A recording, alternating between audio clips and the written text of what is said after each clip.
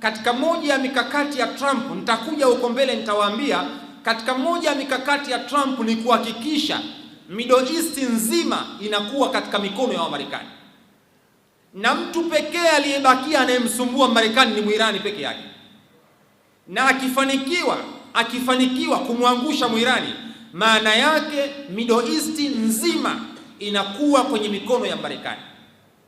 Ndio maana mnaona hata juzi Marekani aliingia na Muisraeli waliingia Irani, wakatengeneza maandamano feki ya watu feki.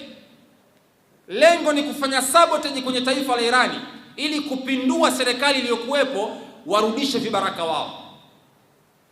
Unajua Iran ilipinduliwa toka enzi ya mfalme Shah. Al-Khamenei wakati inakuja kupinduliwa Iran 1978, Iran inakuja kuondosha ufalme wa utawala wa kifalme na kuja kutawaliwa na Mashia. Wakati huo Iran ilikuwa ipo chini ya Waingereza, ilikuwa ipo chini ya Ulaya, na yule mfalme alikuwa anaobei, anatii maagizo kutoka Ulaya, alikuwa ni puppet. Na hata haya yaliyotokea juzi Irani ulikuwa ni msukumo wa mtoto wa yule mfalme wa mwanzo aliyekuwa akiitawala Iran, na yeye ni katika miongoni mwa watu waliokuwa wanachochea haya maandamano ili utawala ule wa Al-Khamenei uanguke, waingie wale vibaraka wa Marekani na Waingereza. Kwa hiyo mtu pekee aliyebakia anayemsumbua Marekani ni Iran.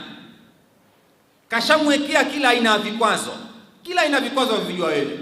Na juzi Trump nimemuona anatangaza kuongeza ushuru wa 25% kwa nchi yoyote itakayokuwa inafanya biashara na Iran.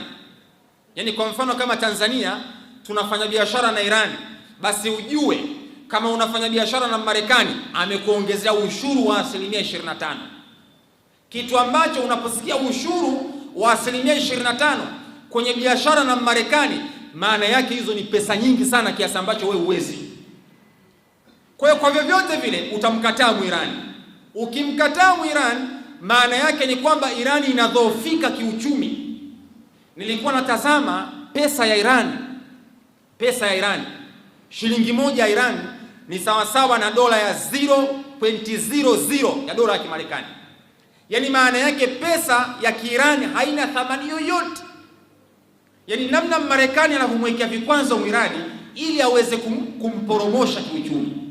Kwa hiyo ndo mtu pekee ambaye hivi sasa anayemsumbua kichwa na anajaribu kuona namna gani anaweza kumdondosha ili aweze kuishika Middle East. Mtu pekee